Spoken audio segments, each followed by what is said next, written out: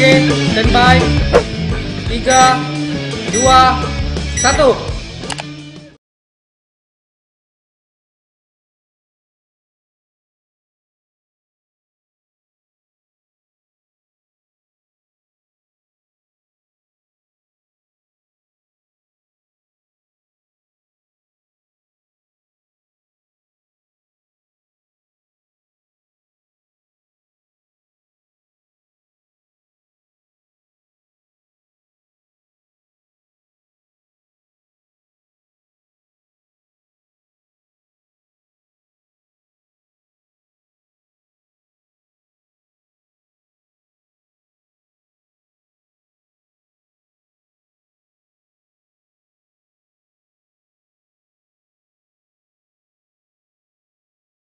Pakar Komunikasi Lingkungan, dosen FISIP Universitas Islam Negeri Palembang. Selamat pagi Pak Ian Rizal.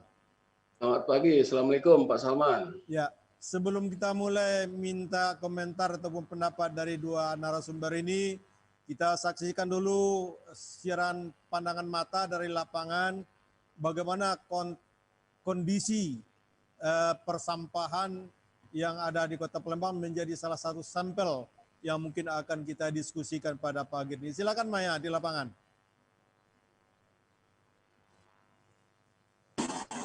Baik. Maaf Pak, terdengar Pak? Sudah. Ya.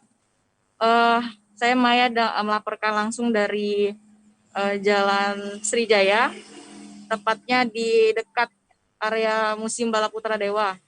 Nah, di sekitar sini Pak ada pemandangan yang tidak bagus lah. Nah, tepat sekali ini ada orang yang membuang sampah sembarangan. Waduh, Pak. Luar biasa. Aduh, ya. Tepat banget ini Pak. Tepat banget. Betul. Jadi momennya bagus ini di pinggir jalan Pak, benar di dekat area jalan besar, jalan. Ya. Nah, memang menurut pantauan kami di lapangan, memang di sekitar sini seringkali warga atau orang-orang yang sekitar yang lewat banyak yang membuang sampah Pak di pinggir jalan ini. Nah, ini sudah. Padahal di sana ada larangan membuang sampah. Sepertinya belum ada Pak di sini Pak. Tapi memang warga sekitar bilang katanya banyak orang yang lewat buang sampah di sini Pak. Dan tidak ada box tempat membuang sampah khusus di sana. Jarang terlihat Pak sini, tidak ada. Apa keluhan masyarakat tentang sampah dibuang di sekitar sana? Ada nggak keluhan masyarakat? Iya Pak. Ada keluhan masyarakat nggak tentang pembuang sampah? Iya Pak, ada keluhan. Ini nanti ada seorang, saya sudah bersama seorang ini dengan narasumber dari warga. Dengan siapa Pak? Ya. Nah, ini salah seorang warga sekitar lah yang tinggal di sini Pak ya. Ya, warga sini, sekitar memang warga sini. Nah Pak, gimana Pak komentarnya Pak tentang banyak sekali warga yang sekitar yang buang sampah atau orang-orang yang lewat lah ini? Permasalahan buang sampah itu kita nggak bisa melarang. Masalahnya pada umumnya tangga juga buang, orang-orang lewat buang. Kita melarang kan punya hak. Tugas bukan, apa bukan? Apa melarang nanti marah. Nah itu aja. Tapi ada petugas Pak yang suka bersihkan di sini. Petugas ada pagi sama siang. Pagi-pagi diangkut. Tapi yang sini kan sebenarnya bukan tempat sampah. Iya. Kalau mereka punya hak kelihatan, kemana lah tempat orang sampah. Itu aja. Kalau mereka punya hak lah, kalau manusia. Ya gitu. Bisa mengarahnya. Coba ditanya Maya. Iya Pak.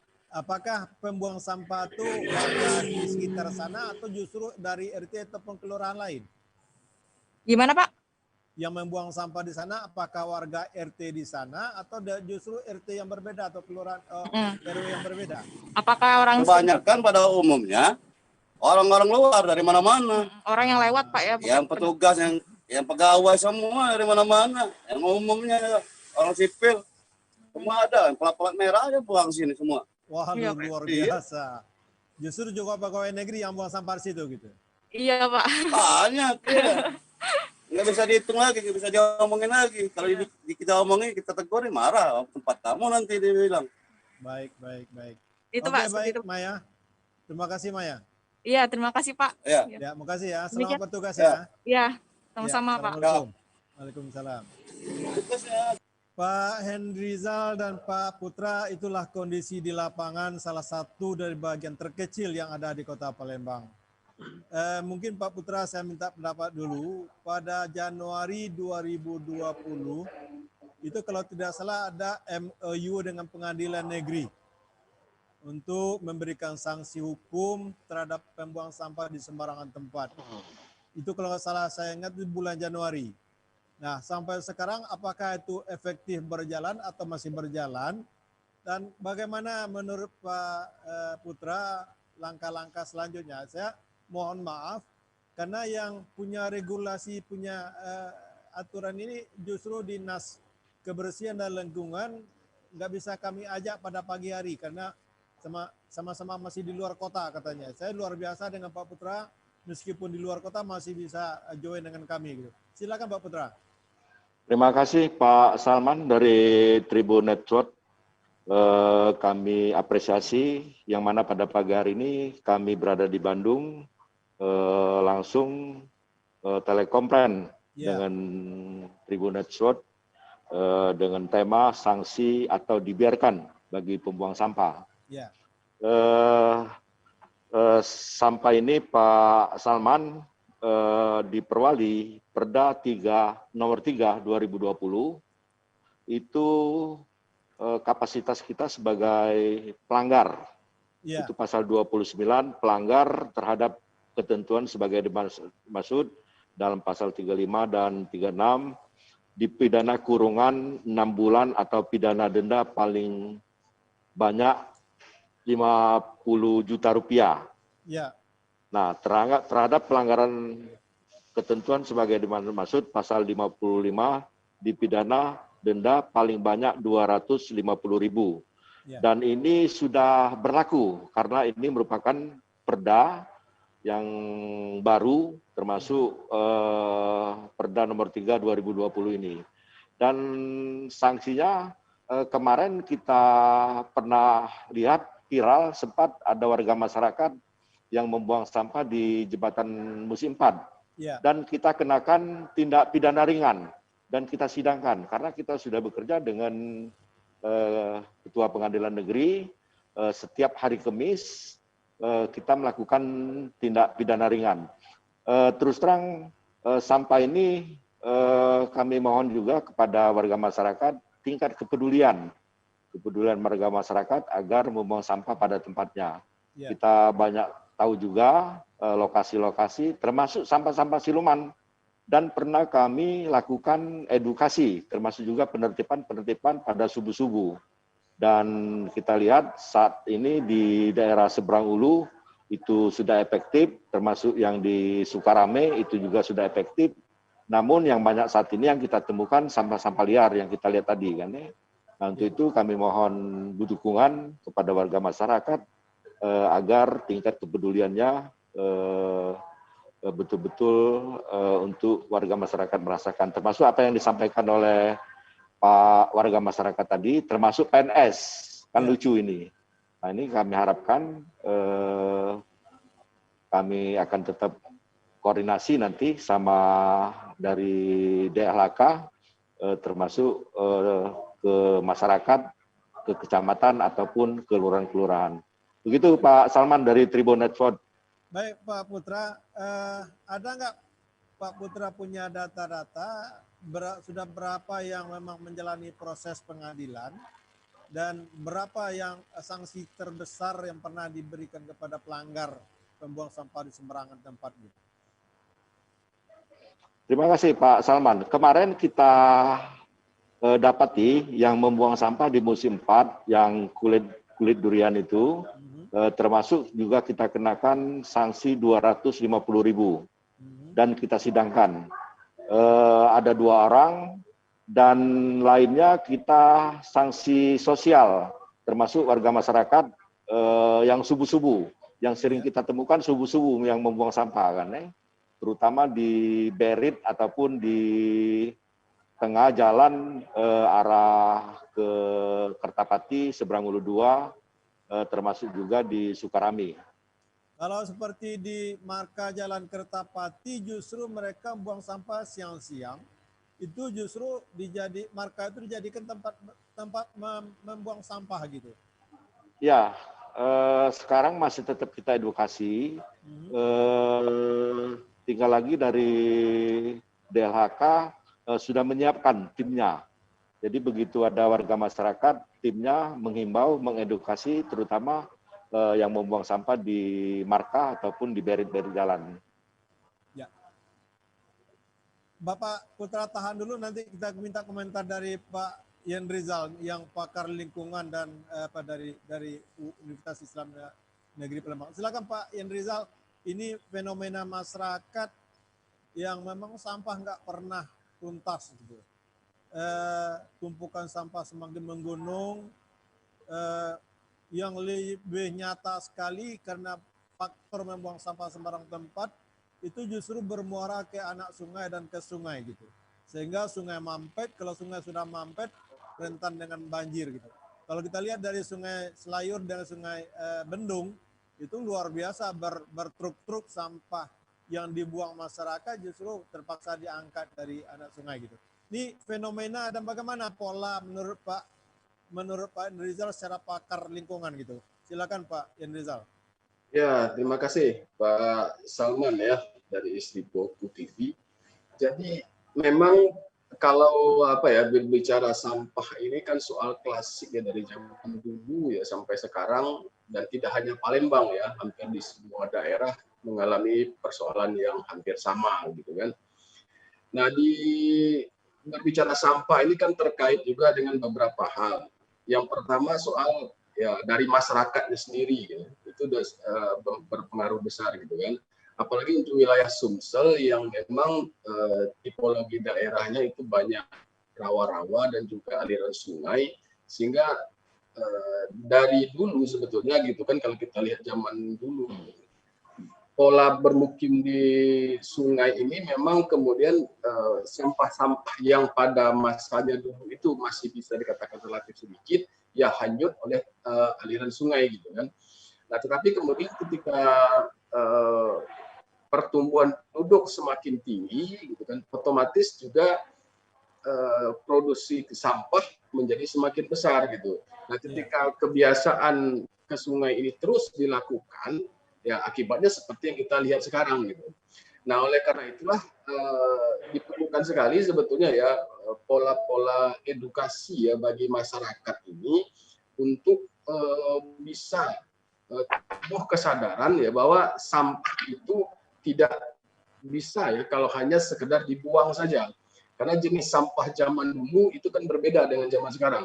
Kalau zaman dulu kan penggunaan plastik masih sedikit ya, jadi sampah-sampah itu bisa terurai dengan sendirinya. Tapi dengan dengan konsumsi zaman sekarang banyak sampah itu tidak bisa terurai gitu. Nah, oleh karena itulah perubahan-perubahan seperti ini juga harusnya diikuti juga dengan perubahan kebiasaan.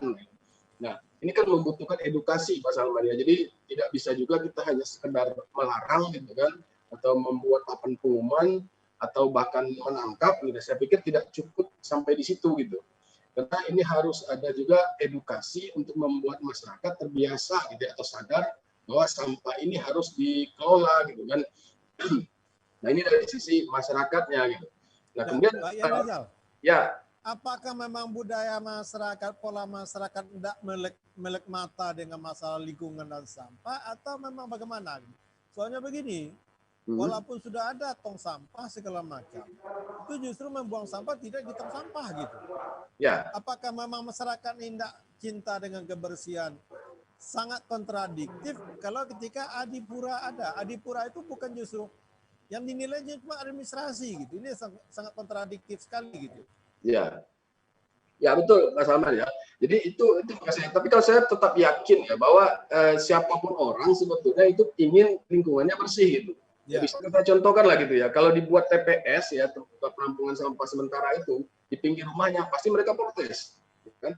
Jadi pada dasarnya mereka pengen bersih gitu. Nah, tapi itu tadi kan kesadaran untuk disiplin ya, ketika ini disiapkan, apalagi kalau tidak disiapkan wadahnya gitu kan. Nah, di sini kan menjadi masalah gitu. Nah, karena itulah saya pikir ya edukasi yang cukup kuat dibuat ya dari semua unsur ya terutama dari pemerintah ini harus terus-terusan ya dengan konsepnya bukan melarang gitu ya. Jadi larangan itu iyalah di segi aturan tapi tidak cukup ya hanya sekedar larangan saja gitu ya. Edukasi berkelanjutan juga perlu gitu. Ketika memang ada aturan dan dilanggar ya bisa ditangkap ya. Tapi harus diimbangi dengan larangan dengan edukasi-edukasi yang sifatnya mengena semuanya gitu.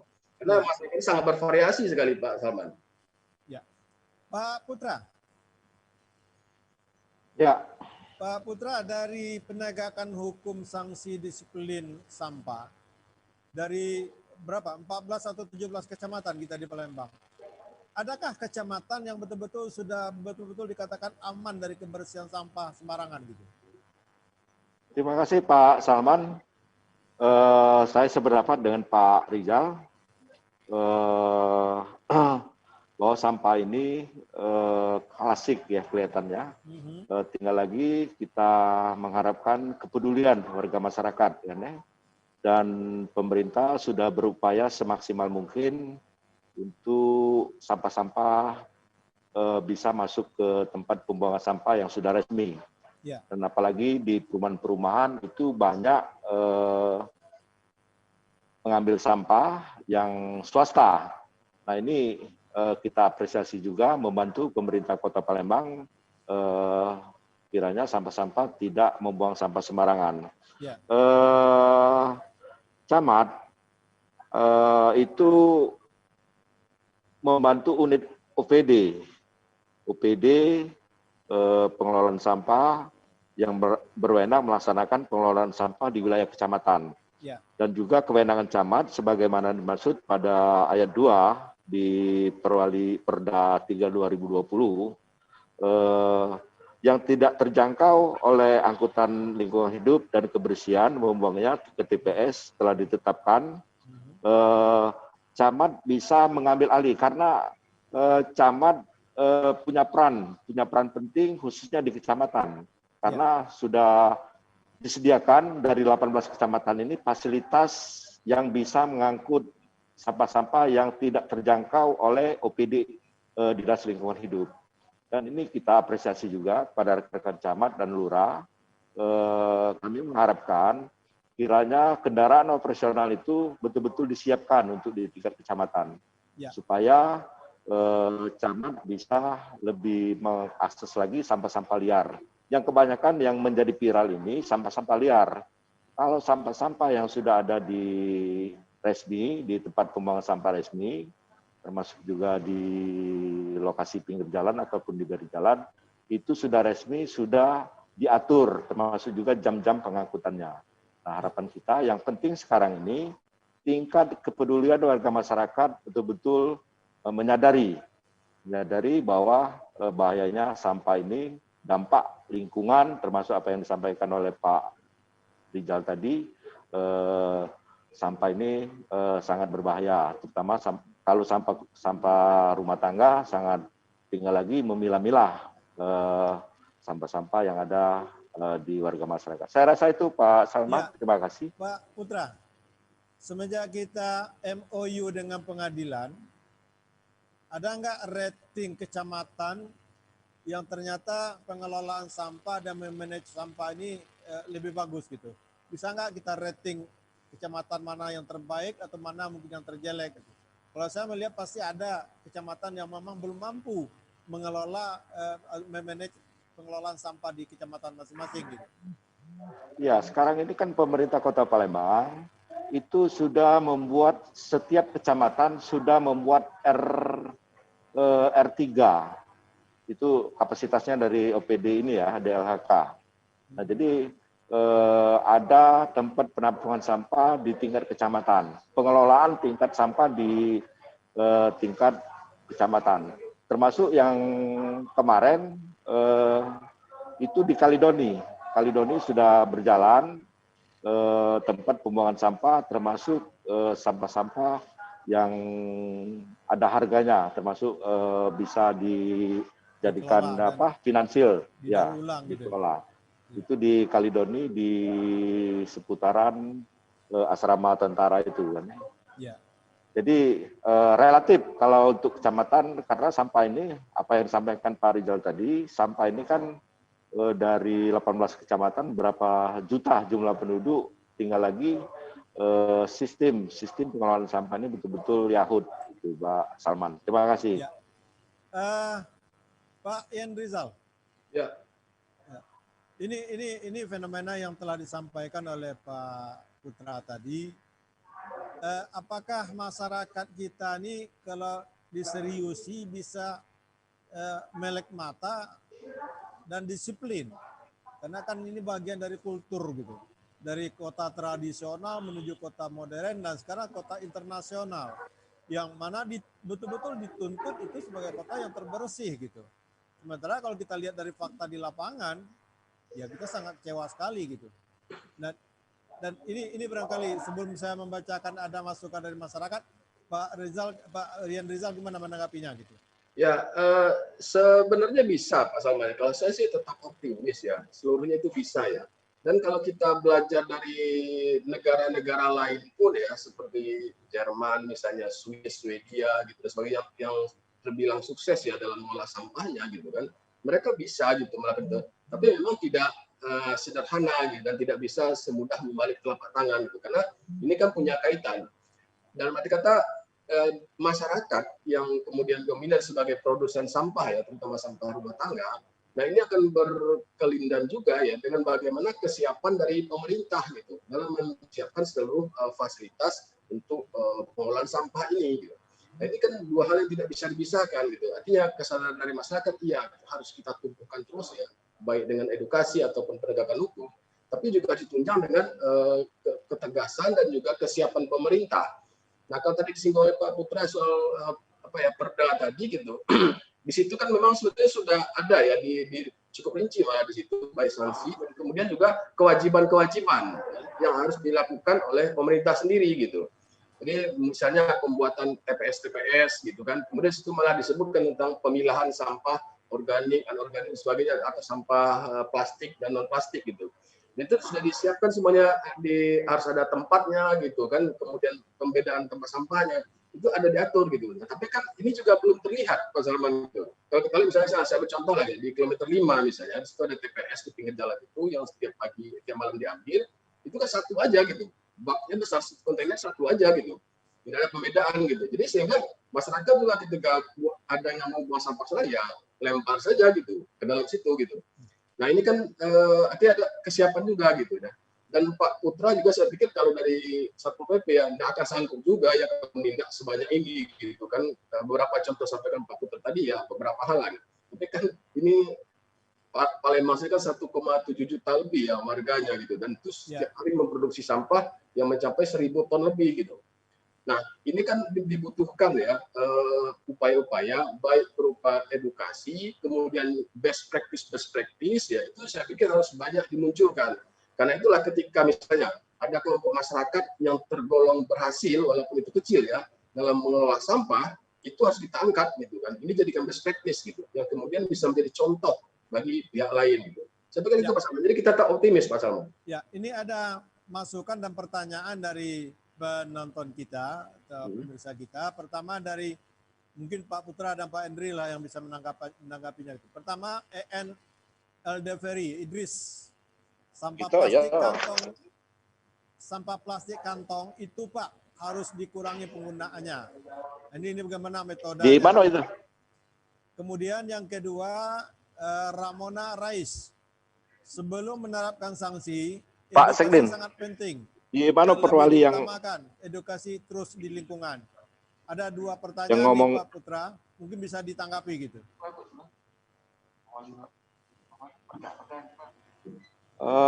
Terputus Pak Salman, coba di repeat lagi. Ya, saya ulangi, membatasi penggunaan kantong plastik yang kata Pak Ian Rizal tadi sulit untuk dimusnahkan karena tidak terurai. Kemudian juga edukasi sebelum sanksi. Perlu disosialisasikan dulu, baru diberi sanksi gitu. Ini Pak Putra yang dua dari penonton kita gitu. Ya, terima kasih Pak Salman, Pak Rizal. Jadi langsung saja, plastik ini sangat susah mengurai karena kapasitasnya bukan saya ini kan. Ya, betul, betul. Nah, ya, Betul. jadi Pak Wali Kota Pak Arno Joyo itu ada kemarin sudah menerapkan, terutama di misalnya rapat-rapat.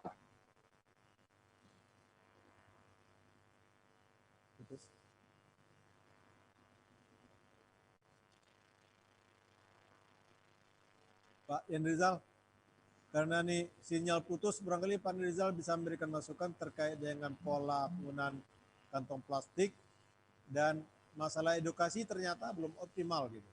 Ya, itu Pak Samad, jadi soal sampah plastik. Memberlakukan tidak menggunakan plastik, terutama pada rapat-rapat di pemerintah kota. Ya.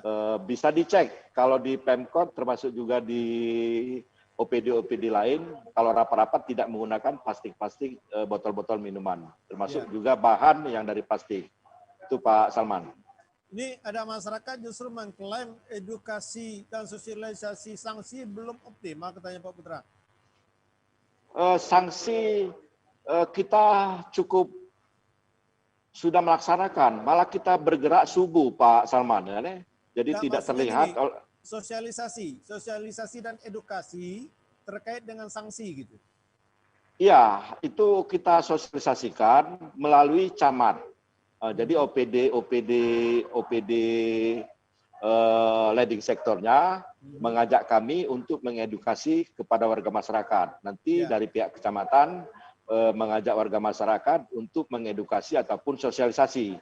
Karena sehebat-hebat apapun Perda kalau tidak disosialisasikan, Perda tidak akan berjalan atau berhasil. Ya.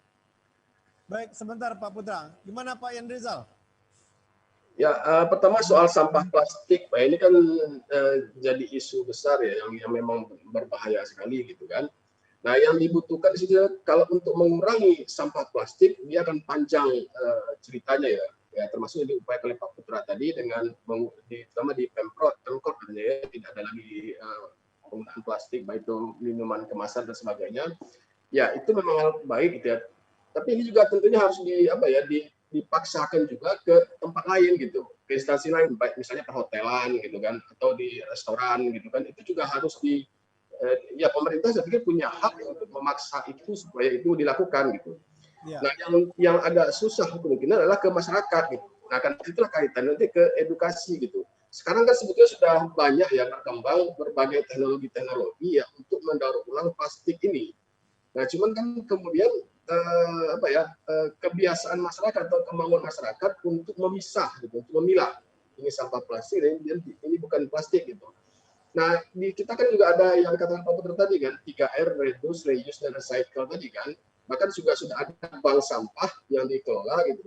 Tapi dari sepengetahuan saya justru bank sampah ini kesulitan bahan baku katanya, karena suplai bahan bakunya rumit sekali mencarinya gitu, bahkan jadi mereka harus berusaha sendiri untuk mencari gitu. Padahal kita tahu plastik ini sangat banyak gitu. Nah ini kan berkaitan dengan bagaimana masyarakat mau ya atau sudah paham belum gitu bahwa dengan memilah ini punya keuntungan gitu. Nah disinilah kemudian koneksinya ya, antara kesadaran masyarakat kita harapkan dengan fasilitasi dari pemerintah untuk mengatakan ini loh tempat sampah plastik, ini yang bukan plastik, dan kalau Anda ingin agar sampah ini punya bisa didaur ulang atau digunakan lagi, begini loh caranya gitu. Nah saya pikir yang ini belum terlalu maksimal gitu kan. Dan ini memang bukan ranahnya Pak Putra ya, tapi saya pikir ini belum maksimal ya diketahui oleh masyarakat tentang mekanisme-mekanisme pendaur ulangan sampah-sampah ini, Pak Salman. Ya, Pak Putra. Pak Putra. Ya, nah, Pak Salman. Dari tayangan awal tadi, salah satu contoh nyata dan pengakuan dari masyarakat lingkungan, bukan hanya masyarakat awam yang buta hukum, tetapi juga justru para warga yang kapasitasnya adalah sebagai pejabat. Gitu. Diindikasikan yang buang sampah itu dari mobil plat merah dan lain sebagainya. Bahkan dari mobil plat merah itu seenaknya membuang gelas bekas minum, bungkus makanan dari mobil di tengah jalan gitu. Nah, ini kan bagian dari indikasi sosialisasi terhadap pejabat sendiri belum optimal gitu. Nah, apakah ini eksiden atau memang karakter pejabatnya yang tidak mau tahu dengan lingkungan, walaupun pejabat itu bukan pejabat Kota Palembang, tapi melalui Palembang gitu. Apakah tidak mungkin kita menyebarkan brosur melalui Dishub, melalui Satlantas, mengasih ke mobil-mobil pejabat itu, ini loh sanksi kalau membuang sampah di Kota Palembang gitu. Ya, terima kasih Pak Salman. Jadi sampah ini saya rasa perilaku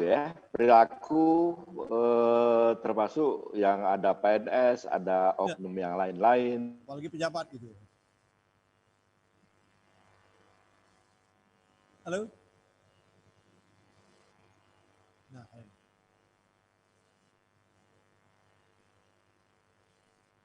halo Pak Putra. Hah?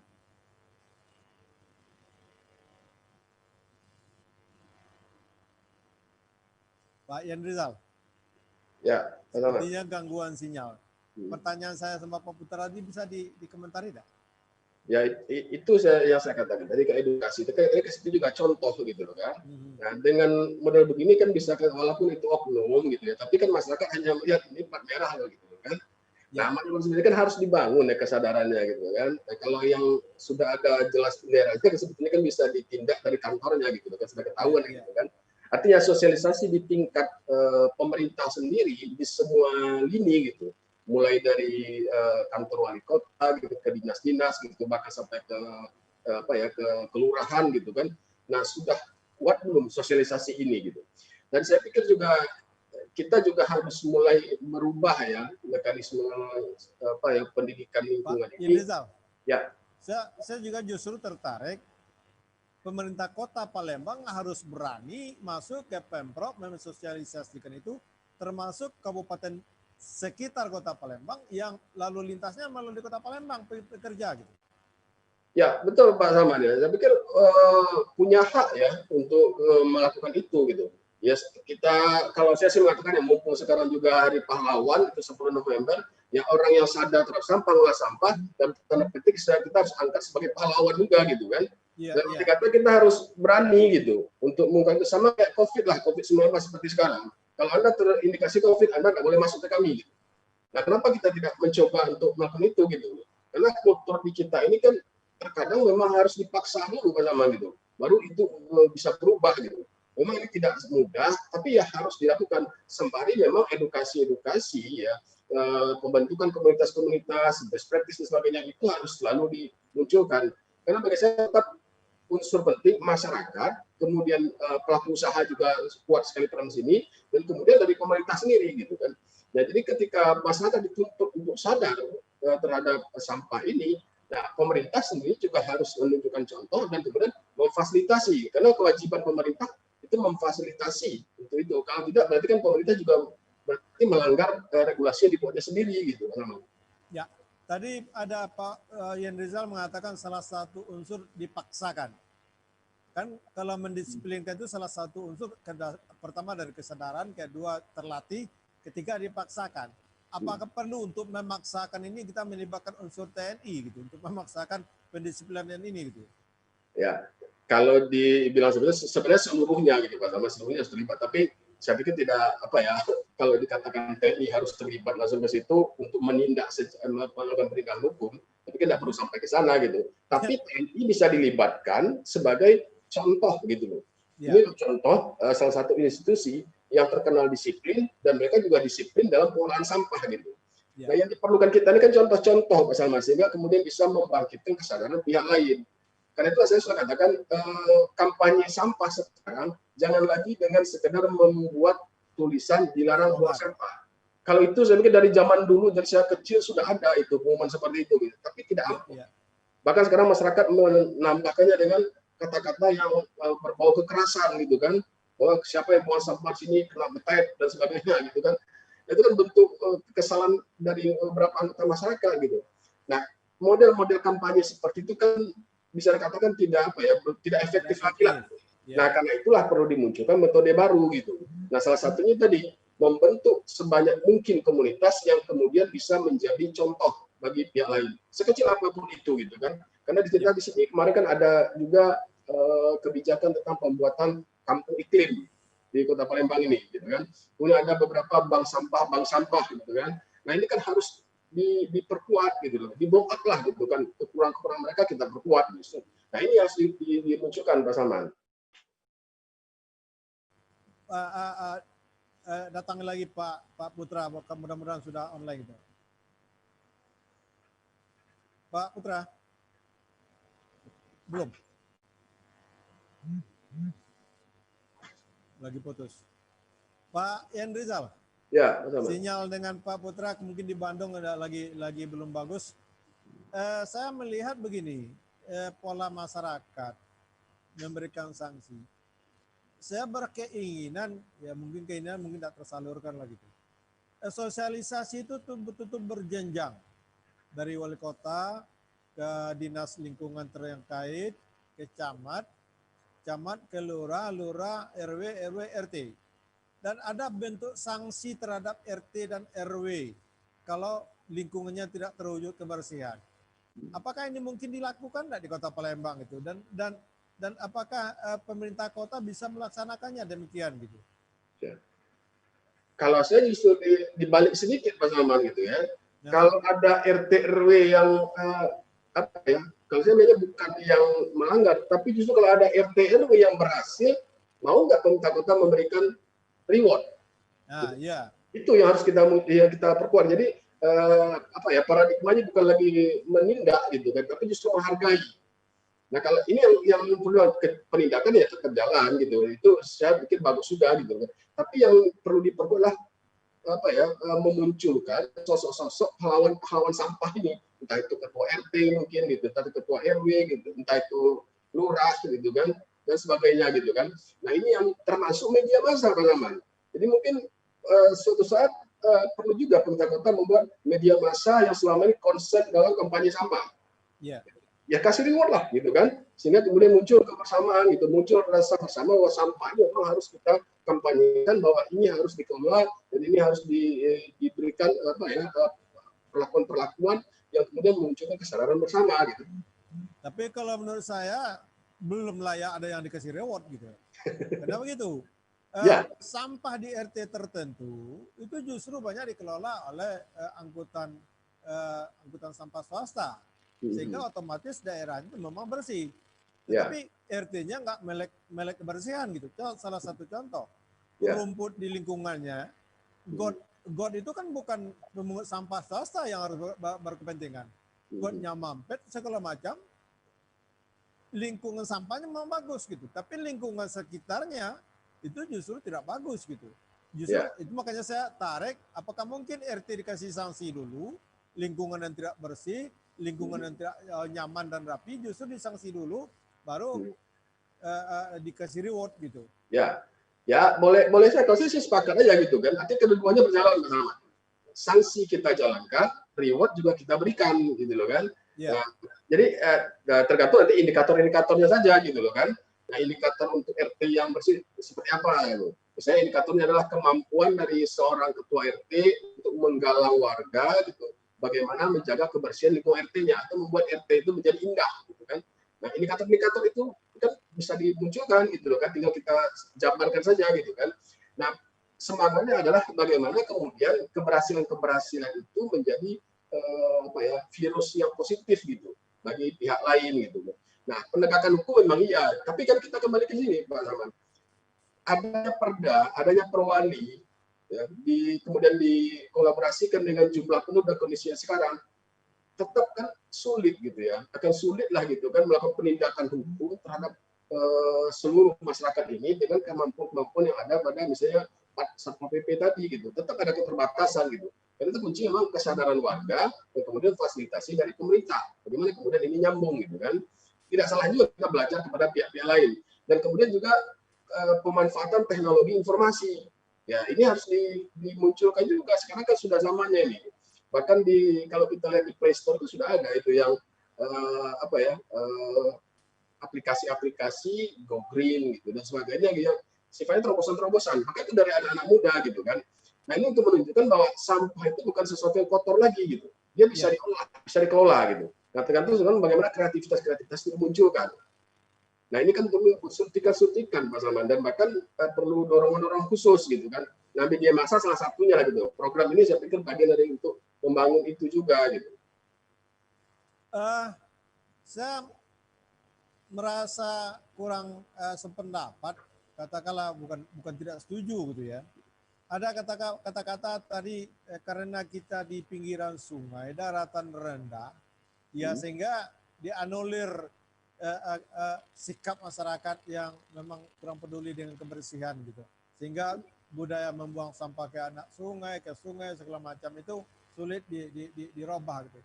Apakah ini memang mutlak demikian orang lingkungan daratan rendah pinggiran sungai itu gitu? Padahal kalau di daerah-daerah lain justru sungai itu bersih dari sampah gitu. Betul. Itu PR kita Pak Ahmad. Saya mengatakan demikian karena begini ya, ini kan berkaitan dengan faktor sejarah lah. Gitu. Dulu memang masyarakat berada di pinggiran sungai semuanya gitu. Dan ketika zaman dulu kita juga lihat produksi sampah kita kan tidak seperti sekarang gitu. Sampahnya kan lebih banyak sampah yang mudah terurai. Itu yang dilakukan dulu gitu. Dan aliran sungai juga masih lancar gitu kan. Nah, tapi pada kondisi sekarang tradisi itu kan kebiasaan itu kan tidak mungkin lagi diteruskan gitu. Nah, pertanyaannya kan ketika konsumsi masyarakat berubah gitu kan, produksi sampahnya juga berubah dan semakin banyak, sudah ada belum upaya-upaya untuk memindahkan gitu ya pola-pola lama yang seperti itu ke pola baru gitu. Kalau pola lama memang dalam seperti itu karena kondisi saat itu tidak menjadi persoalan berarti gitu. Tapi sekarang kan ini menjadi masalah besar gitu. Ya. Dan inilah kemudian bersambut ya dengan kebijakan pemerintah. Jadi kalau dulu seperti itu, nah sekarang ayo kita rubah, sungai dinormalisasi, dan itu sudah dilakukan beberapa kali ya, kemudian fasilitas sampah juga disiapkan. Gitu. Jadi tidak bisa sederhana, gitu. Karena itulah harus ada upaya dari RT tadi, gitu kan, dari kelurahan, gitu kan, bahkan dari siapapun untuk mendorong masyarakat bagaimana kemudian sampah-sampah itu tidak lagi teronggok di sungai atau di got-got gitu. Ini ada tempatnya gitu. Nah, merubah kebiasaan itu bersama. Jadi bukan saya mengatakan bahwa kebiasaan tersebut yang benar, tidak gitu. Pada masanya itu dilakukan karena memang saat itu kan sampah kita tidak sampah yang tidak bisa terurai gitu. Tapi sekarang tidak bisa lagi gitu kan. Nah, kebiasaan kan perlu dibiasakan gitu. Maksudnya perlu diciptakan kebiasaan-kebiasaan baru gitu. Ya. Kita melihat upaya pemerintah kota dengan turun ke lapangan, wali kota turun langsung ke dalam sungai atau siring. Tapi yang sangat sayang sendiri justru karena ada tim, katakanlah tim boser atau apalah namanya gitu, dengan pakaian seragam yang memang turun ke lapangan justru membantu. Malah justru warga setempat hanya bekerja yang ringan-ringan, melihat dan menonton gitu. Justru banyak mengajak wali kota atau aparat mengobrol di pinggir jalan gitu. Ini kan sangat ironis sekali Pak Rizal. Ya betul Pak Salman, itu bahkan Pak Wali Kota sendiri juga mengeluh gitu kan, ketika datang ke sana malah warganya bertanya, kamu ngapain gitu kan, ini juga jadi persoalan gitu. Nah inilah yang saya katakan tadi ya, langkah seperti itu kalau bagi saya sih positif ya, trigger dari pemerintah, namanya positif gitu, bagian dari edukasi gitu. Nah persoalannya kan warga di sini, nah disinilah kemudian juga harus bersambut gitu, bagaimana kemudian melibatkan warga ini untuk ikut ke sana gitu. Pertanyaan kan begini, ketika misalnya pemerintah kota datang ke sungai, membersihkan sungai, apakah sudah ada proses sebelumnya untuk mengajak masyarakat, gitu, memfasilitasi masyarakat atau memunculkan partisipasi, sudah ada belum? Apakah hanya tiba-tiba datang pada hari Minggu saja gitu? Kalau melalui kelurahan mungkin apakah ada sosialisasi sebelumnya gitu kan? Ini kan perlu diuraikan juga gitu. Karena masyarakat kita kan seluruh masyarakat perkotaan ini yang pola pikirnya juga lebih heterogen gitu, Pak Salman. Jadi memang dia akan berkaitan semuanya gitu. Karena itu kesadaran masyarakat, edukasi dan juga sanksi itu juga dua hal yang tidak bisa dilepaskan memang. Ya. Meskipun saya idealnya pada momen ini Pak Kasat Pol PP tadi masih on air, kemudian juga Dinas Lingkungan dan Kebersihan juga ada di sini. Mungkin banyak masukan-masukan yang ingin kita sampaikan. Cuma karena yang punya kompetensi itu sendiri tidak lagi berada di ranah yang sekarang, kita sangat akan sulit untuk menyampaikan beberapa gagasan dan ide. Namun Pak Yan Rizal, mungkin Pak Yan Rizal secara off air atau memberikan masukan sebagai pakar. Bukan tidak mungkin nanti kalau ada warga dalam mata-mata RT atau RW yang membuang sampah ketika dia punya hajatan ingin menikahkan atau melakukan resepsi anaknya, itu ditahan dulu gitu. Ditahan dulu, tidak diberikan kalau dia tidak akan patuh membuang sampah pada tempatnya gitu. Ini sanksi jujur itu di lingkungan terkecil sekali gitu. Dan ini banyak Pak Jusuf itu yang terjadi gitu. Gimana maksudnya tadi Pak Samad? Di lingkungan terkecil, apakah mungkin bisa disangsikan terhadap masyarakat yang kedapatan membuang sampah tidak pada tempatnya, terpantau oleh RT atau RW, dan memberikan sanksi administratif? Anda kan mengajukan rencana mau menikahkan anak atau mengajukan surat EKTP dan lain sebagainya, ini disuspend dulu gitu. Apakah mungkin itu bisa kita lakukan di Palembang gitu? Kalau soal kebijakan, ini tetap ranahnya ranah pemerintah, gitu kan? Betul. Dan membutuhkan payung hukum yang jelas, gitu. Kan kita khawatirkan juga kalau kita memaksakan memberikannya kewenangan kepada tingkat RT, ya, tanpa dasar hukum yang kuat, justru akan muncul konflik baru, gitu kan? Makanya nanti Pak RT dimusuhi warga, gitu. Jadi juga perlu dilihat juga, gitu. Tapi himbauan-himbauan, nah ini sangat dipentingkan, gitu. Bahkan perlu juga dibuat aturan-aturan khusus ya di tingkat RT, misalnya di tingkat kampung tertentu, bahwa kalau Anda masuk ke sini harus ikuti aturan-aturan ini gitu. Tapi ya tadi harus ada sosialisasi dari awal dulu gitu kan. Ya, maksud saya begini Pak Yunizal. Ya, maksud saya begini. Secara off air, Pak Yunizal sebagai pakar, sebagai mungkin pemikir, bisa memberikan masukan langkah-langkah seperti ini kepada yang punya regulasi gitu. Walaupun nanti secara perlahan-lahan bukan tidak mungkin apakah diterbitkan perwali dan lain-lain sebagainya, sehingga RT pun dan RW melek mata soal kebersihan gitu dengan warganya gitu. Nah, kalau sudah dilakukan seperti ini dengan sosialisasi yang mantap, ya insya Allah ini lingkungannya akan lebih bersih gitu. Jadi ada peran RT dan RW, tidak hanya menyerahkan kepada pemungut sampah swasta gitu. Ya kalau itu memang harus kita lakukan Pak Zaman ya. Itu saya katakan komunitas-komunitas tadi gitu kan. Tidak hanya saya sendiri gitu, tapi komunitas-komunitas yang dimunculkan gitu kan. Seperti saya contohkan kami bisa di kampus kami sendiri di UIN Raden Fatah gitu kan. Itu kan dikembangkan juga model green campus ya. Jadi walaupun kampus kecil dengan kondisi yang padat, itu tetap diupayakan ya. Bagaimana kemudian penataan sampah itu pengelolaan lingkungannya tetap berjalan dengan baik begitu kan.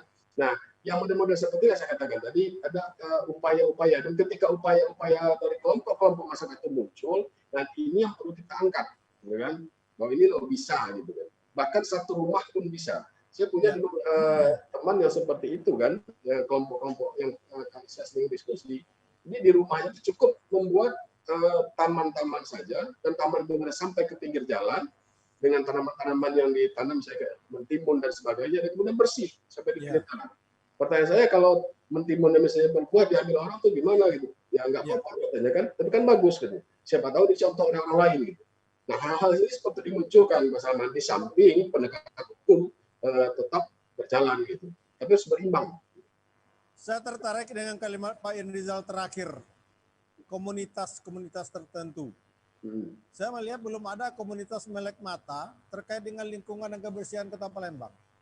Bukan tidak mungkin Pak Yunizal nanti memprakarsai, bukan LSM ya, semacam forum atau komunitas, kelompok masyarakat, kelompok yang memang cinta kebersihan, untuk dibentuk dan memberikan masukan pada pemerintah kota gitu. Bisa melibatkan perguruan tinggi, bisa melibatkan media massa, apa juga pemuda-pemuda yang cinta dengan kebersihan, melek mata dengan sampah gitu. Ya, insya Allah Pak Saman. Ya, memang itu akan kita lakukan. Saya sudah berpikir membuat itu, cuma karena kondisi COVID sekarang ya kita harus agak diam dulu. Tapi memang ini akan kita lakukan. Tapi sebetulnya komunitas-komunitas itu sudah ada juga Pak Salman. Sudah cukup di Palembang itu sudah ada ya. Kampung-kampung iklim seperti yang tadi gitu. Kemudian juga komunitas bank sampah gitu kan. Itu sebetulnya sudah ada gitu ya, model-model seperti itu. Tapi itu tadi tidak semua orang tahu gitu. Nah, maksud saya begini. Komunitas betul-betul konsen, intent mengkritisi. Nah, mengkritisi kebijakan langkah-langkah yang dilakukan oleh pemerintah kota. Baik. Nah, Ya. itu ini yang belum ada gitu. Oke, nanti kita bisa wujudkan bersama itu, bersama Pak Salman tentunya Siap. gitu. Kita membutuhkan banyak pemikiran-pemikiran dari pihak lain. Baik, terima kasih Pak Yandri Rizal yang setia dengan Sumsel Virtual Fest 2020. Karena kita juga sudah ditinggalkan oleh Kasat Pol PP. Ya mungkin karena dari Bandung langsung sinyalnya kurang bagus.